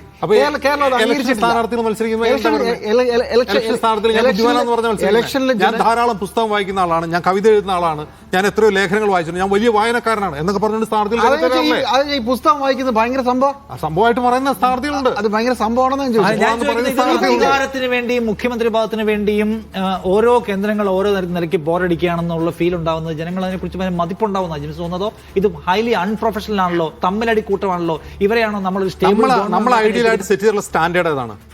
എന്റെ മുഖം എന്റെ ഫുൾ ഫിഗർ എന്ന ഒരു ഒറ്റ മുഖ്യമന്ത്രി, അതാണ് ഐഡിയലായിട്ട് പറയുന്നത്. അത് ഐഡിയലാണോ? അത് വളരെ ഹെൽത്തി ആയിട്ടുള്ള ഒരു തെരഞ്ഞെടുപ്പ് പ്രക്രിയയിലൂടെ അത് കടന്നു പോകുന്നതിൽ ഓക്കെ. ഇത് അതുമല്ല, അത് ഐഡിയലാണല്ലേ? പ്രവേശിച്ചു അതിനകത്ത് വേറെ പ്രശ്നം. ഇപ്പൊ KPCC പറഞ്ഞു ഒരു കാരണവശാലും മുഖ്യമന്ത്രി സ്ഥാനത്തെ കുറിച്ച് പരസ്യമായി വിഴുപ്പലക്കൽ വേണ്ട, എന്നാൽ പിന്നെ വിഴുപ്പം കൊണ്ട് മാറ്റി വെച്ചിട്ട് ഞാൻ എന്നെ കുറിച്ച് 10 നല്ല കാര്യങ്ങൾ പറയാം. KPCC എന്ത് ചെയ്തെന്ന് പറഞ്ഞാൽ അത് തന്നെയാണ് ചെയ്യുന്നത്. എന്നിട്ട് ഈ സാധനങ്ങൾക്ക് സോഷ്യൽ മീഡിയയിൽ വലിയ ക്യാമ്പയിൻ ഉണ്ടാവുക, നാളെ ഇതിന്റെ പേരിൽ എന്റെ നേതാവാണോ നിങ്ങളുടെ നേതാവാണോ ഏറ്റവും കൂടുതൽ പുസ്തകം വായിച്ചത്, ഏറ്റവും കൂടുതൽ പ്രസംഗങ്ങൾ നടത്തിയത്, ഇതിനെക്കുറിച്ച് അടിയുണ്ടാവുക. ഇതല്ലേ പോകുന്നത്? ഇത് അടിയല്ലെന്നേ, അത് അടുത്തത് ഒരാൾ വായനക്കാരനാണെങ്കിൽ ഞാൻ വായനക്കാരനാണെങ്കിൽ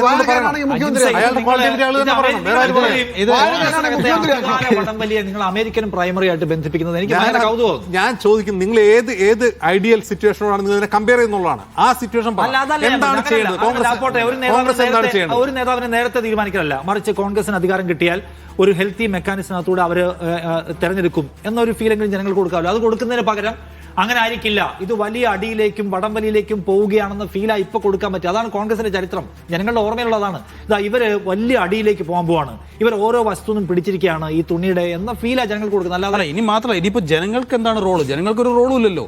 ഇനിയും MLA-മാർക്ക് മാത്രമേ റോളുള്ളൂ. MLA-മാർ തീരുമാനിക്കണം, പാർട്ടി നേതൃത്വം തീരുമാനിക്കണം. അപ്പൊ അവരെ ക്യാമ്പയിൻ ചെയ്യേണ്ട കാര്യമില്ല, അവർക്ക് അറിയാത്തവരല്ലോ ഈ 3 MLA-മാർ എന്ത് തീരുമാനിക്കണം എന്ന് തീരുമാനിക്കുന്ന ആൾക്കാരുണ്ട്. അതാണ് കോൺഗ്രസിന്റെ പ്രത്യേകത. അതൊക്കെ തീരുമാനിച്ചു കഴിഞ്ഞിട്ടുണ്ട്. മിക്കവാറും രാഹുൽ ഗാന്ധിക്ക് കൊടുക്കുന്ന ഞങ്ങളുടെ ഡോക്യുമെന്ററി, ഞങ്ങളുടെ പുസ്തകം രാഹുൽ ഗാന്ധി കാണാൻ വേണ്ടി ചെയ്യുന്നതായിരിക്കും. പക്ഷെ ഇതിനൊക്കെ ഒരു പ്രധാനപ്പെട്ട കാര്യം സംഭവിക്കണം.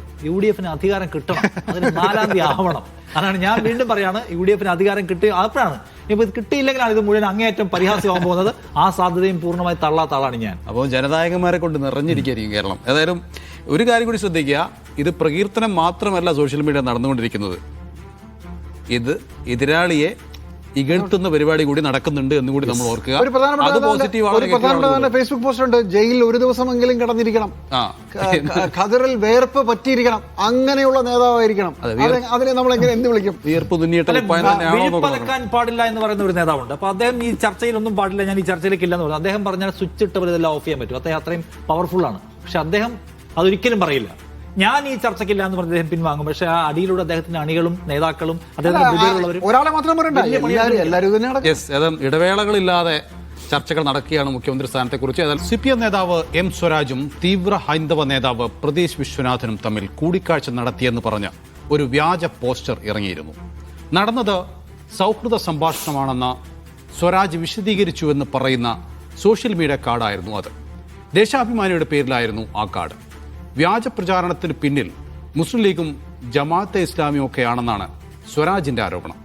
ഇതിനു മുന്നോടിയായി പേരാമ്പ്രയിലെ UDF സ്ഥാനാർത്ഥി ഫാത്തിമ തഹ്ലിയയെ ഹിന്ദുത്വ നേതാവ് KP ശശികലയുമായി ഉപമിച്ചുള്ള സാമൂഹ്യ മാധ്യമ പോസ്റ്റുകൾ നിരവധി വരികയും ചെയ്തിരുന്നു. കടുത്ത വർഗീയ ആരോപണങ്ങളാണ് തഹ്ലിയക്കെതിരെ ഈ പോസ്റ്റുകളിൽ ഉയർന്നത്. ഇതിന്റെ പ്രതിഫലനം എന്നോണമാണ് സ്വരാജിനെതിരായ പോസ്റ്റുകളും വന്നത് എന്നാണ് മനസ്സിലാക്കുന്നത്. അജിംസ്, സ്വരാജിനെ സംഘാവ് എന്ന് വിളിച്ച ഒരു ആരോപണം തഹ്ലിയുടേതായി വന്നിരുന്നു.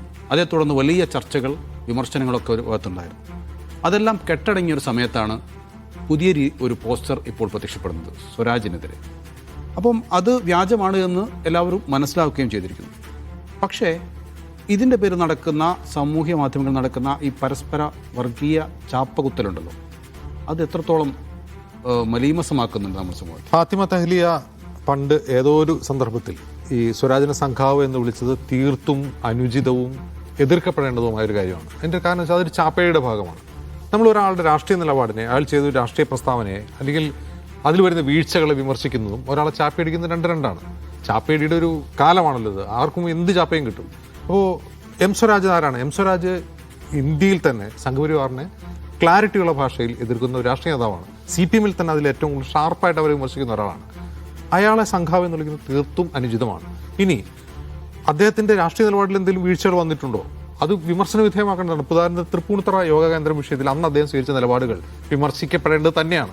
അത് അന്നും വിമർശിക്കപ്പെടണം, പിന്നീട് വിമർശിക്കപ്പെടണം. പിന്നീട് എപ്പോഴെങ്കിലും ആ നിലപാട് തെറ്റായി പോയിട്ടുണ്ടോ എന്ന് സ്വരാജിനോട് ചോദിക്കണം, സ്വരാജിനോട് ക്ലാരിറ്റി ആവശ്യപ്പെടണം, അതൊക്കെ ചെയ്യാവുന്ന കാര്യമാണ്. പക്ഷെ അദ്ദേഹത്തെ സംഘി എന്നോ സംഘാവ് എന്നൊക്കെ വിളിക്കുന്നത് വളരെ മോശമായൊരു കാര്യമാണ്. പക്ഷെ ഇത് ഫാത്തിമ തെഹ്ലിയെ പണ്ടെപ്പോഴും ചെയ്തൊരു കാര്യമാണ്. പണ്ടെപ്പോഴും വിളിച്ചാണ്, നിലമ്പൂർ ഉപതെരഞ്ഞെടുപ്പ് തോറ്റ സമയത്തോ തെരഞ്ഞെടുപ്പിൻ്റെ സമയത്തോ മറ്റും വിളിച്ചതാണ്. ഇപ്പോൾ പേരാമ്പ്രയിൽ തെഹ്ലിയെ മത്സരിക്കാൻ വരികയാണ്. തെഹ്ലിയെ അതിൻ്റെ പേരിലാണോ വർഗീയവാദിയാക്കുന്നത്? അല്ല. പണ്ട് സ്വരാജിനെ സംഘാവ് എന്ന് വിളിച്ചുകൊണ്ടല്ല തെഹ്ലിയെ വർഗീയവാദിയാക്കുന്നത്. തെഹ്ലിയ ഒരു വർഗീയവാദിയാണ് എന്ന് പ്രചരിപ്പിക്കുന്നത്, തെരഞ്ഞെടുപ്പ് സമയത്ത് പ്രചരിപ്പിക്കുന്നത് അത് പോളറൈസേഷന് വേണ്ടിയാണ്, വോട്ട് നേടാൻ വേണ്ടിയാണ് ആ പ്രചാരണം. ആ പ്രചാരണം മുറുകി വന്നപ്പോൾ UDF പഴയതുപോലെയല്ല. UDF-ൻ്റെ സൈബർ വിങ് എന്ന് പറഞ്ഞത് അവർ ഉരുളയ്ക്ക് ഉപ്പേരിയാണ്. ആരിങ്ങോട്ട് എങ്ങനെ പെരുമാറുന്നു അങ്ങനെ തന്നെ തിരിച്ചവർ പെരുമാറുക. അവരുടെ ഇടയിൽ തന്നെയുള്ള പ്രശ്നങ്ങൾക്കെതിരെ അതിരൂക്ഷമായ പ്രചാരണവും പ്രതികരണവുമാണ് അവർ നടത്തുന്നത്. അപ്പോൾ രാഷ്ട്രീയ എതിരാളികൾക്കെതിരെ അവരത് ചെയ്യുന്നു, അതും എതിർക്കപ്പെടേണ്ടതാണ്. ഇപ്പോൾ തെഹ്ലിയെയും ശശികലയെയും ചേർത്ത് വെച്ചൊരു പോസ്റ്റർ ഇറങ്ങിയത് ആരാ ചെയ്തതെന്ന് എനിക്കറിയില്ല. ഏതെങ്കിലും സൈബർ പോരാളികളൊക്കെ ആയിരിക്കും. അതിന് മറുപടിയായിട്ടാണ് പ്രതീഷ് വിശ്വനാഥിനെയും സ്വരാജിനെയും ഒരുമിച്ച് വെച്ചുകൊണ്ട് പോസ്റ്റർ ഇറക്കിയത്. അപ്പോൾ ഈ കളി ആര് തുടങ്ങിയതാണെങ്കിലും അവരത് ഉടനടി നിർത്തണം. തുടങ്ങിയവർ നിർത്തണം, അതിനെ പിന്തുടർന്ന് അതിനെ എതിർക്കുന്നവർ നിർത്തണം. കാരണം ഇത് കൈവിട്ട് പോയി കഴിഞ്ഞാൽ ഇത് സമൂഹത്തിൽ വലിയ ഛിദ്രതയും ധ്രുവീകരണം ഉണ്ടാക്കുന്ന ഒരു കാര്യമാണ്. രാഷ്ട്രീയമായിട്ടല്ല, അത് വർഗീയ ധ്രുവീകരണം തന്നെയാണ് വഴിവെക്കുക. അതിൻ്റെ ഒരു വശത്ത് CPM ആണ് എന്നുള്ളതുകൊണ്ട് അതിൻ്റെ ഗൗരവം വർദ്ധിക്കുന്നുണ്ട്. കാരണം CPM-ന് അധിക ബാധ്യതയുണ്ട് ഈ കളി നിർത്താൻ എന്നുള്ളതാണ്. CPM-ന് കുറേ കൂടി അധിക ബാധ്യതയുണ്ട്, അവരത് നിർത്തണം. അവർക്കെതിരെ എന്ന പേരിൽ നടത്തുന്ന ഈ കോൺഗ്രസിൻ്റെ സൈബർ പ്രചാരണം അതും തീർച്ചയായിട്ടും അവസാനിപ്പിക്കേണ്ടതാണ്.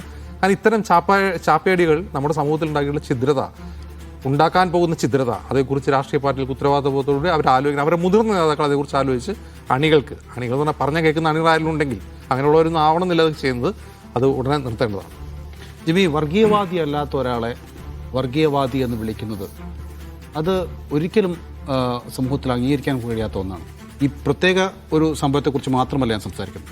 മൊത്തത്തിൽ സമൂഹത്തിൽ, പ്രത്യേകിച്ചും സാമൂഹ്യ മാധ്യമങ്ങളിൽ ഇത്തരം ചാപ്പയടികൾ ഉണ്ടാക്കുന്ന പ്രത്യേകത. അതിൻ്റെ പ്രശ്നം വെച്ചാൽ ഈ സാമൂഹ്യ മാധ്യമങ്ങളിൽ ആര് എന്ത് എവിടെ, പ്രത്യേകിച്ച് നാഥനില്ലാത്ത ഒരുപാട് കാര്യങ്ങൾ വന്നുകൊണ്ടിരിക്കും. എന്തും പറയും, ആരെക്കുറിച്ചും എന്തും. ഇപ്പോൾ തൃശ്ശൂർ പൂരം നടന്ന വെടിക്കെട്ടിൻ്റെ ആ അപകട സമയത്ത് എന്തൊക്കെ കഥകൾ വന്നു. വെറുതെ ഒരാളുടെ സൈഡിൽ നിങ്ങൾ പറയുകയാണ് മാധ്യമ പ്രവർത്തകർ വന്നപ്പോൾ സൾഫർ അവിടെ വിതറിയിട്ട് പോയി. ചിലപ്പോൾ അങ്ങനെയായിരിക്കും. പെഹൽഗാം ആക്രമണത്തിൻ്റെ പശ്ചാത്തലത്തിൽ അത് ചിലപ്പോൾ അതിൻ്റെ ഒരു വാർഷിക സമയത്ത് വേറെ ആരും ചെയ്തതായിരിക്കും. ഒരുത്തൻ പറഞ്ഞു കഴിഞ്ഞാൽ, അല്ലെങ്കിൽ ഒരു സ്ത്രീ പറഞ്ഞു കഴിഞ്ഞാൽ പിന്നെ ഇതിൻ്റെ പുറകെ അതങ്ങ് ഒരു ഘോഷയാത്രയായി അങ്ങ് പോവുകയാണ്. അപ്പോൾ ഫാത്തിമ തെഹ്ലിയുടെ പടം ശശികലയുടെ പടവുമായി ചേർത്ത് വെച്ചത് ആരാണെന്നും പ്രതീഷ് വിശ്വനാഥിൻ്റെ പടം ഇദ്ദേഹത്തിൻ്റെ സ്വരാജിൻ്റെ പടവുമായി ചേർത്ത് വെച്ച ആരാണെന്ന് നമുക്കറിയില്ല. പക്ഷേ ഒന്നറിയാം, അങ്ങോട്ടും ഇങ്ങോട്ടുമുള്ള കൊടുക്കൽ വാങ്ങൽ യുദ്ധമാണ് നടന്നുകൊണ്ടിരിക്കുന്നത്. ഇതിൻ്റെ പിന്നിൽ എതിർ ഗ്രൂപ്പുകാരാണ്, എതിർപക്ഷക്കാരാണ്. അതിങ്ങനെ ഒരു സൈഡിൽ നിന്ന് ഇങ്ങനെ ഓളത്തിൽ ഇങ്ങനെ പൊക്കോണ്ടിരിക്കുകയും കുറച്ച് കഴിയുമ്പോൾ മനുഷ്യരൊക്കെ സത്യത്തിൽ ശരിയാണല്ലോ, ഇപ്പോൾ AI കാലമാണ്, ഇത് ശരിയാണെന്ന് വിശ്വസിക്കുകയും അവസാനം തിരുത്താൻ പിന്നെയും കുറേ സമയം എടുക്കുകയും ചെയ്യും. അപ്പോൾ ആരെവിടെ നിർത്തണം എന്ന് ചോദിച്ചാൽ നേതാക്കൾ സ്വന്തം അണികളോടെങ്കിലും, അജിംസ് പറഞ്ഞതുപോലെ സ്വന്തം അണികളോടെങ്കിലും നിയന്ത്രണം പറയുക. ചിലപ്പോൾ വിജയിക്കണമെന്നൊന്നുമില്ല, എങ്കിൽ പോലും ശ്രമിച്ചു നോക്കാം, അത്രേ ഉള്ളൂ. വിഷാദ്, എനിക്ക് തോന്നുന്ന ഒരു പ്രധാനപ്പെട്ട കാര്യം അതാണ്. ഇത് അപകടകരമായ ഒരു കളി കളിക്കുന്നുണ്ട് എല്ലാവരും. അതായത് ഇപ്പം നേരത്തെ പറഞ്ഞ പോലെ ഇത് ഒരു തെരഞ്ഞെടുപ്പ് ഫലം വരാൻ പോകുന്നതിന്റെ ഭാഗമായി കൂടി അഡ്വാൻസ് ചെയ്യുന്നൊരു പ്രശ്നം ഇതിനകത്തുണ്ട്. തെരഞ്ഞെടുപ്പ് ഫലം വന്നാൽ എതിരാണെങ്കിൽ സ്ഥാപിക്കാൻ കഴിയുന്ന തരത്തിൽ, അല്ലെങ്കിൽ പറയാൻ കഴിയുന്ന ഒരു നെഗറ്റീവ് നേരത്തെ ബിൽഡ് ചെയ്യുകയാണ്. അതിന്റെ ഭാഗമായിട്ട് പരമാവധി വംശീയത പറയുന്നു എന്ന പ്രശ്നമുണ്ട്. നമ്മൾ നേരത്തെ പറഞ്ഞിട്ടുണ്ട്, ഷാഫി പറമ്പിലിനായാലും ഫാത്തിമ തെഹ്ലി ആയാലും കൊടും വിഷങ്ങളാണ് ഇവർ എന്ന് സ്ഥാപിക്കാൻ ശ്രമിക്കുന്നത്. അടിസ്ഥാനപരമായിട്ട് ഒരു സംഗതിയില്ലല്ലോ, എന്തെങ്കിലും വിവരങ്ങൾ മുന്നിൽ വെച്ചിട്ടല്ല. ഷാഫി കടുത്ത വർഗീയവാദിയാണെന്ന് പറഞ്ഞു നടക്കുന്ന ഒരുപാട് പേരെ നാം കാണുന്നു അദ്ദേഹത്തിന്റെ രാഷ്ട്രീയ ശത്രുക്കളുടെ ഗണത്തിൽ നിന്ന്. അവരാരെങ്കിലും ഷാഫി നടത്തിയിട്ടുള്ള വർഗീയ പ്രവർത്തനം എന്താണ്, പരമത വിദ്വേഷം എന്താണെന്ന് എവിടെയും പറഞ്ഞതും നമ്മൾ കാണുന്നില്ല. ഫാത്തിമ തെഹ്ലിയ ശശികലയ്ക്ക് തുല്യമായ വിധത്തിൽ വിഷം പരത്തുന്ന ആളാണ് എന്നൊരു ടെക്സ്റ്റ് വലിയ തോതിൽ പ്രചരിക്കുന്നത് കണ്ടു. അത് പ്രചരിപ്പിച്ചത് മുഴുവൻ ഇടത് ഹാൻഡിലുകളായിരുന്നു. അതിനകത്ത് വസ്തുതാവിരുദ്ധമായിട്ടുള്ള ഒരുപാട് കാര്യങ്ങൾ എഴുതി വെക്കുകയും ചെയ്തിട്ടുണ്ട്. മൊത്തം മുഖം മറയ്ക്കുന്ന തരത്തിലുള്ള വസ്ത്രങ്ങൾ ഇട്ട് വേണം മുസ്ലിം പെൺകുട്ടികൾ ക്ലാസ്സിൽ വരേണ്ടത് എന്ന അഭിപ്രായത്തെ ഫാത്തിമ തെഹ്ലിയ പിന്തുണച്ചു എന്ന മറ്റുള്ള വ്യാജങ്ങളൊക്കെ അതിനകത്ത് എഴുതി വെച്ചിട്ടുണ്ട്. അപ്പോൾ അത്തരം സംഗതികൾ പ്രചരിപ്പിച്ചുകൊണ്ട് ട്രിഗേർഡ് ആയിട്ടുള്ള ആളുകൾ ഇപ്പുറത്തൊന്നും കുറേ സംഗതി ഉണ്ടാക്കി അതിനകത്ത് വ്യാജമായ കാര്യങ്ങൾ ഉണ്ടായി. അതാണ് സംഭവിച്ചത്. അപ്പോൾ അങ്ങോട്ടും ഇങ്ങോട്ടും വിദ്വേഷത്തിന് വേണ്ടി നുണ പറയുക എന്ന് പറയുന്ന പ്രശ്നം ഇതിനകത്ത് സംഭവിച്ചിട്ടുണ്ട്. അത് അവസാനിപ്പിക്കാൻ എല്ലാവരും തയ്യാറാവുക. നമ്മൾ കുറച്ചുകൂടി മതനിരപേക്ഷമായിട്ടുള്ള ശാന്ത സമൂഹമായിട്ട് ജീവിക്കാൻ ആഗ്രഹിക്കുന്ന ആൾക്കാരാണ്. അപ്പോൾ കേവലമായ തെരഞ്ഞെടുപ്പ് ലക്ഷ്യങ്ങൾക്ക് വേണ്ടി നാട് കത്തിക്കുന്ന, വെള്ളത്തിന് തീപിടിപ്പിക്കുന്ന വർഗീയത പറയാതിരിക്കുക എന്നുള്ള എല്ലാവരും ചെയ്യുക. ഫാത്തിമ തെഹ്ലിയ അന്ന് സംഘാവ് എന്ന് സ്വരാജിനെ വിളിച്ചത് അങ്ങേയറ്റം തെറ്റായിട്ടുള്ളൊരു കാര്യമാണ്. രാഷ്ട്രീയ ആവേശത്തിന്റെ പേരിൽ മനുഷ്യരെ ആകമാനം റദ്ദ് ചെയ്യുന്ന തരത്തിലുള്ള ചാപ്പ നാം കൊടുക്കാൻ പാടില്ല. അദ്ദേഹം കാരണം പ്രത്യേകിച്ച് CPM നിലപാടിന് അപ്പുറം പോയിട്ട് നിലപാട് സ്വീകരിച്ചു എന്ന് വേണമെങ്കിൽ തന്നെ പറയാൻ കഴിയും. കാരണം വെള്ളാപ്പള്ളി നടേശന്റെ കാര്യത്തിൽ വിമർശന നിലപാട് സ്വീകരിച്ച ഒരേ ഒരാൾ ഈ പറയുന്ന M. സ്വരാജാണ്. ഫാത്തിമ തഹ്ലിയ ഇപ്പം നമ്മുടെ തന്നെ ഒരു പരിപാടിയിൽ നിന്ന് വിശദീകരിക്കുന്നുണ്ട്, വ്യക്തിയായിട്ടല്ല പ്രസ്ഥാനത്തെയാണ് കാണുന്നത്. അങ്ങനെ വേണമെങ്കിൽ അവർക്ക് ന്യായീകരിക്കുകയും ചെയ്യാം. കാരണം കഴിഞ്ഞ തെരഞ്ഞെടുപ്പിലാണ് ജമാഅത്തെ ഇസ്ലാമി പെഹൽഗാം ആക്രമണത്തെ പിന്തുണച്ച പാർട്ടിയാണെന്ന് MV ഗോവിന്ദൻ പറയുകയും അത് ഏറ്റെടുത്തുകൊണ്ട് അരുൺകുമാറിനെ പോലെയുള്ള പാനലിസ്റ്റുകളൊക്കെ നിരന്തരമായി അത് ആവർത്തിക്കുകയും ചെയ്യുന്നുണ്ട്. ജമാഅത്തെ ഇസ്ലാമി എന്നിട്ട് അദ്ദേഹത്തിനെതിരെ വക്കീൽ നോട്ടീസൊക്കെ അയച്ചല്ലോ. അത് പറഞ്ഞതിന് ശേഷമാണ് ഇവരുടെ വിമർശനം വരുന്നത്. വേണമെങ്കിൽ നിങ്ങൾ നിലമ്പൂർ ഉപതെരഞ്ഞെടുപ്പ് എടുത്തിട്ടുള്ള പൊതുവായ രാഷ്ട്രീയ സമീപനത്തിന്റെ ഭാഗമായി വിളിച്ചതാണെന്ന് ന്യായവാദമൊക്കെ പറയാമെങ്കിലും സ്വരാജ് അങ്ങനെ ഒരു നിലപാട് എവിടെയെങ്കിലും പറഞ്ഞിട്ടുള്ള ഒരാളല്ല. സ്വരാജ് പലപ്പോഴും പാർട്ടി നിലപാടിൽ നിന്ന് കുറച്ചുകൂടി അപ്പുറം മാറിയിട്ട് കുറച്ചുകൂടി ക്ലാരിറ്റി നിന്നിട്ടുള്ള ആളാണ്. അയാളെ വിളിച്ചത് തെറ്റാണ്. പക്ഷേ ആ സംഗതിയുടെ പേരിലാണെങ്കിൽ കൂടി ഇപ്പോൾ ഉണ്ടാക്കുന്ന എന്താണ്? നുണ പറയുക, വ്യാജം പറയുക ആളുകളെ കുറിച്ച്, എന്നിട്ട് വംശീയമായ ആളുകൾ ചെയ്തിരിക്കാനുള്ള പണിയെടുക്കുന്ന ഇപ്പുറത്തും ചെയ്യുന്നു. CPM ചെയ്യുമ്പോൾ അതിനെന്ത് ചെയ്യും? നേരത്തെ അജിംസ് പറഞ്ഞ പോലെ അതിന് ആഴം കൂടും. കാരണം ആ പാർട്ടിക്ക് കേരളത്തിലുള്ള ഒരു സ്വീകാര്യത, പെനട്രേഷൻ, വിശ്വാസ്യത, ട്രസ്റ്റ്, ഇതെല്ലാം അതിന് മൂലധനം. ആ മൂലധനം വെച്ചുകൊണ്ട് ആ പാർട്ടി എടുക്കേണ്ട പണി ഇതെല്ലാം എന്നാണ് ഞാൻ പറയുക. അതിൽ നിന്ന് പിന്നോട്ട് പോകാൻ അവരുടെ മുമ്പിൽ അനിവാര്യമാണ് അവർ പിന്നോട്ട് പോകുക എന്നുള്ളത്. യെസ്, ഇത്തരം വിഷയങ്ങളിലൊക്കെ രാഷ്ട്രീയ പാർട്ടികളും അവിടുത്തെ നേതാക്കളും അവരുടെ ഉത്തരവാദിത്തം കൃത്യമായി നിർവഹിക്കണം എന്നുള്ള കാര്യത്തിൽ ഒരു സംശയവുമില്ല. പോടാപ്പുല്ലേ പോലീസേ, ഇത് കാലങ്ങളായി നമ്മൾ കേൾക്കുന്ന മുദ്രാവാക്യമാണ്. സാധാരണ വിദ്യാർത്ഥി സംഘടനകളുടെ സമരമുഖത്താണ് കൂടുതൽ കേട്ടിട്ടുള്ളത്. പക്ഷേ കഴിഞ്ഞ ദിവസം ഒരു മുൻ DGP ഈ മുദ്രാവാക്യം ഏറ്റുവിളിക്കുന്നത് നമ്മൾ കേട്ടു. BJPയുടെ തിരുവനന്തപുരം കോർപ്പറേഷൻ കൗൺസിലറും വട്ടിയൂർക്കാവ് സ്ഥാനാർത്ഥിയുമായ R. ശ്രീലേഖയാണ് അങ്ങനെ വിളിച്ചത്. മുൻ പോലീസ് ഉദ്യോഗസ്ഥ എന്ന നിലയ്ക്ക് അവരത് ചെയ്യരുതായിരുന്നു എന്ന വിമർശനം പല ദിക്കുകളിൽ നിന്നുയർന്നു. പക്ഷേ ആ നിലപാട് ആവർത്തിക്കുകയാണ് അവർ ചെയ്തത്. ജിമ്മി, മുൻ പോലീസ് ഉദ്യോഗസ്ഥ എന്ന നിലയ്ക്ക് ഇപ്പോൾ പക്ഷേ അവർ ഒരു രാഷ്ട്രീയ പ്രവർത്തകയാണ്. അതുകൊണ്ട് അവർക്ക് ആ മുദ്രാവാക്യം വിളിച്ചുകൂടാ എന്നുണ്ടോ? അല്ല, എനിക്കതാണ് സംശയം. ശ്രീലേഖ അങ്ങനെ വിളിച്ചാൽ എന്താ കുഴപ്പം? ശ്രീലേഖയ്ക്ക് പോലീസിൽ ഒരു ജോലി ചെയ്തിരുന്നു, ശരി. മാധ്യമ പ്രവർത്തകനാണ് ഞാൻ, അതുകൊണ്ട് മാധ്യമ പ്രവർത്തകരെ മുഴുവൻ സംരക്ഷിക്കേണ്ട ബാധ്യത എനിക്കുണ്ടോ? ഇല്ലല്ലോ. അതുപോലെ തന്നെ അവരൊരു പോലീസ് ഉദ്യോഗസ്ഥയായിരുന്നു, അതുകൊണ്ട് പോലീസുകാരെ പെട്ടെന്ന് എനിക്കൊരു ഉദാഹരണം ഓർമ്മ വന്നു. MV ദിവേഷ് കുമാറിന് ഇപ്പോൾ മാധ്യമങ്ങൾ ചെയ്ത് പറയാൻ പറ്റില്ലേ? അത്രേ ഉള്ളൂ. അത് വളരെ വളരെ സ്വാഭാവികമായ ഒരു സംഭവമല്ലേ. അപ്പോൾ പോലീസ് ചില കാര്യങ്ങൾ മോശമായി ചെയ്തെന്ന് അവർ വിചാരിക്കുന്നു. അപ്പോൾ പോടാ പുല്ലേ പോലീസ് എന്ന് നാട്ടിലറിയാവുന്നൊരു മുദ്രാവാക്യം വിളിച്ചു. ഈ പോലീസ് ശരിയല്ല എന്ന് ആ സ്ത്രീക്ക് അവർ പറയുന്നത് പണ്ടേ എനിക്കറിയാവുന്നതാണ്. നല്ല കാര്യം, ഇപ്പോഴെങ്കിലും മനസ്സിലായല്ലോ പോലീസ് എന്ന് പറഞ്ഞ സംവിധാനം നാട്ടിൽ പ്രവർത്തിക്കുമ്പോൾ എന്തൊക്കെ കുഴപ്പങ്ങളുണ്ടാകും, ആളുകൾക്ക് എന്തൊക്കെ ബുദ്ധിമുട്ടുണ്ടാകും നേരാവണ്ണം പോയില്ലെങ്കിലെന്ന്. അത് R. ശ്രീലേക്ക് മനസ്സിലായത് വളരെ നന്നായി. പ്രത്യേകിച്ച് അവരൊരു മുൻ DGP ആയിരിക്കുമ്പോൾ അതിനകത്തൊരു ഗംഭീര സുഖമുണ്ട്. അവരെങ്കിലും മനസ്സിലാക്കട്ടെ. അതുകൊണ്ട് ആ വിളിക്കാൻ ഏറ്റവും അർഹയായ ആൾ പോലീസിൽ നിന്ന് ഇറങ്ങിയ ആൾ തന്നെയാണ്. ഈ ആ വിളിക്ക് ആത്മാർത്ഥത ഉണ്ടോ എന്നുള്ളത് രണ്ടാമത്തെ പ്രശ്നം. പക്ഷേ പോടാ പുല്ലേ പോലീസെ എന്ന് വിളിക്കുക തന്നെ വേണം, വിളിക്കേണ്ടെന്ന്. അത് പോലീസിനെതിരെയല്ല, ഏത് സംവിധാനത്തിനെതിരെയും വിളിക്കുക തന്നെ വേണം. അല്ല, പോടാ പുല്ലേ പോലീസ് എന്നുള്ള വിളി ഇപ്പോൾ മാത്രമല്ല, നേരത്തെ നൗഫൽ പറഞ്ഞില്ലേ. അപ്പോൾ മുൻപും പോടാ പുല്ലേ പോലീസെ എന്ന സമരക്കാർ വിളിച്ചുകൊണ്ടിരുന്നത് ആരെയാണ് എന്നൊക്കെ മനസ്സിലാക്കാൻ എല്ലാവർക്കും ഉപകാരപ്പെടുന്ന സന്ദർഭവും കൂടിയാണ് ഇത്. അപ്പോൾ അവരെ പോടാ പുല്ലേ പോലീസ് എന്നൊക്കെ പറയാനുള്ള അവരുടെ അവകാശം അത് ശരിയാണ്. പോലീസ് എന്ന് പറഞ്ഞാൽ സ്റ്റേറ്റിന്റെ മർദ്ദഗോപകരണമാണ് നമ്മൾ പഠിച്ചിട്ടുള്ളത്. അപ്പോൾ അതിനെ പോലീസിനെ വിമർശിക്കാനുള്ള സ്വാതന്ത്ര്യം തള്ളിക്കളയാൻ പാടില്ല, അത് നിലനിൽക്കേണ്ടതുമാണ്. പക്ഷേ അവർ അതുമായി ബന്ധപ്പെട്ട് പറഞ്ഞ അഭിപ്രായങ്ങളും കമന്റുകളൊക്കെ എടുക്കുമ്പോഴും ഇപ്പോൾ ഈ ശ്രീലേഖ ചെന്ന് ചേർന്ന പാർട്ടി, ആ പാർട്ടിയെ ന്യായീകരിക്കാൻ നടത്തുന്ന ശ്രമങ്ങൾ, അതിൽ തന്നെ ആ പാർട്ടിയുമായി ഉണ്ടാകുന്ന പ്രശ്നങ്ങളുടെ പേരിൽ നടത്തുന്ന അവരുടെ പ്രൊട്ടസ്റ്റുകൾ പലപ്പോഴും എല്ലാ പോലീസിനും ഈ പുല്ലേവിളി ബാധകമാണോ എന്നുള്ളതാണ്. അതെ, പോലീസുകാരെ പുല്ലേന്ന് വിളിക്കാവോ, പുല്ലിനെ പോലീസെന്ന് വിളിക്കാവോ, കൺഫ്യൂഷൻ. അതല്ല, കേരളത്തിൽ മാത്രമല്ല പോലീസ് ഉള്ളത്. അതാണ് ഡൽഹി പോലീസിനെ വിളിക്കാമെന്ന് ചോദിച്ചാൽ ചിലപ്പോൾ അത് വിളിച്ചിട്ട് പിന്നെ ബാക്കി ഉണ്ടാവില്ല, ഇങ്ങനെ മാറിയിക്കേണ്ടി വരും. അപ്പോൾ എനിക്ക് തമാശ തോന്നുന്നേ, ഇപ്പം നമ്മൾ വലിയ പദവിയിൽ കേരള പോലീസിന്റെ തലപ്പത്തൊക്കെ ഇരുന്ന ആളുകളെ പലരെയും ഇപ്പോൾ കാണുന്നുള്ളൂ. അവരൊക്കെ പോയി ചെന്ന് ചേർന്ന പാളയം ഏതാണെന്നും അവിടെ നിന്നിട്ട് പറയുന്ന വംശീയതയും വർഗീയതയും എന്താണെന്ന് കേട്ടുകൊണ്ടിരിക്കുകയുള്ളൂ. അപ്പോൾ പൊതുവെ നമ്മൾ ഇന്ന് IPS ഓഫീസേഴ്സ് ആയിട്ടുള്ള തലപ്പത്തിരിക്കുന്ന ആൾക്കാർ ഭയങ്കര ബുദ്ധിയുള്ളവരും സമൂഹത്തിന്റെ സകല സങ്കീർണതകൾ മനസ്സിലാക്കാൻ ശേഷിയുള്ളവരും ഒക്കെ ആയിട്ടുള്ള കുറച്ചൊക്കെ ഒരു പക്വതയുള്ള മനുഷ്യരായിരിക്കുന്നല്ലേ. നമ്മുടെ ഈ സംവിധാനത്തിനകത്തിരിക്കുന്ന ആൾക്കാരൊക്കെ നേരെ ഇറങ്ങി വരുന്നു, അപ്പുറത്ത് പോയി ഹേറ്റിന്റെ പാളയത്തിൽ കയറി എന്തൊക്കെയോ വിഡ്ഢിത്തരങ്ങൾ. ഇപ്പം നമ്മൾ മുൻ DGP ഒക്കെ പറഞ്ഞ് കേട്ട് കഴിഞ്ഞാൽ നമുക്ക് കുറച്ച് കഴിഞ്ഞാൽ ചിരിയും വരും. ആദ്യമൊക്കെ നമുക്ക് ദേഷ്യം വരും, പിന്നെ ചിരി വരും. ഇമാതിരി അല്പബുദ്ധിക്കാരായ മനുഷ്യന്മാരാണ് ഈ സേനയെ നയിച്ചുകൊണ്ടിരിക്കുന്നത്. ഇപ്പോഴും അങ്ങനെയൊക്കെ ഉണ്ടോ എന്ന് പറഞ്ഞ ആദ്യം കയറ്റും ഇവർ രണ്ടുപേരെയും കാണുമ്പോഴാണ് എനിക്കതിനെ തോന്നുന്നു. എൻ്റെ ടേക്ക് അതാണ്. യെസ്, ഏതായാലും പഴയ DGP ഇപ്പം പോലീസിനെതിരെ തിരിഞ്ഞിരിക്കുകയാണ്.